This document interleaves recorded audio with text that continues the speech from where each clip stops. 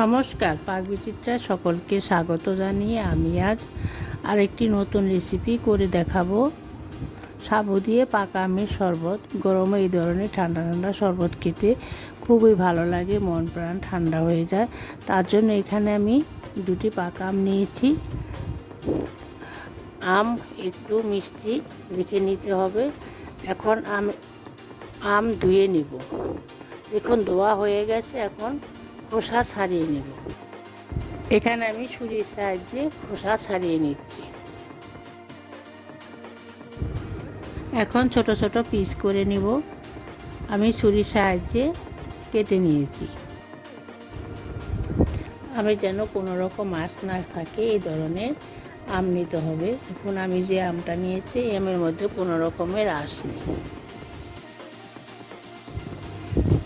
এখন একটি mixing jar নিয়েছি, পিস করে রাখা আম দিয়ে দিচ্ছি অল্প পরিমাণে জাল করে রাখা একটু দুধ। এখন গুঁড়িয়ে নিব। দেখুন গোড়ানো হয়ে গেছে।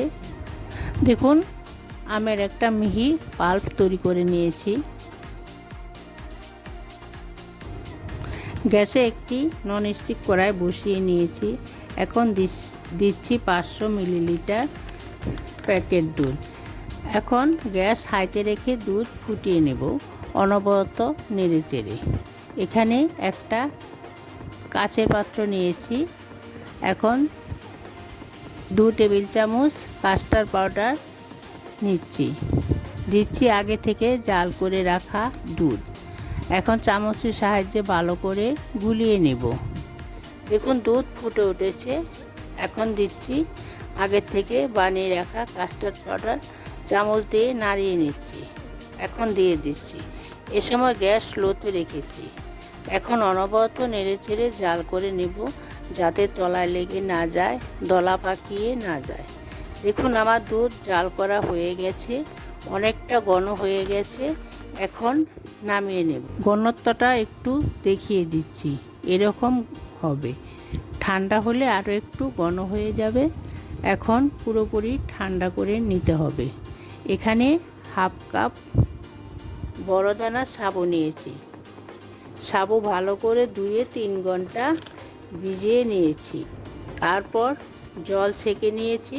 এখন একটা থালায় নিয়ে নিচ্ছি। গ্যাসে একটি ননস্টিক কড়াই বসিয়ে নিয়েছি, পরিমাণ মতো জল দিয়েছি। এখন একটি স্ট্যান্ড বসিয়ে নিয়েছি। এখন থালা বসিয়ে দিব, ঢাকা দিয়ে 5 মিনিট ভাপিয়ে নেব। এ সময় গ্যাস লোতে করে দিব।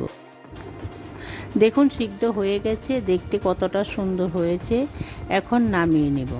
এখন নর্মাল জল দিয়ে দিচ্ছি, হাত দিয়ে নাড়িয়ে তুলে নিচ্ছি। তারপর একটা পাত্রে নর্মাল জল নিয়েছি।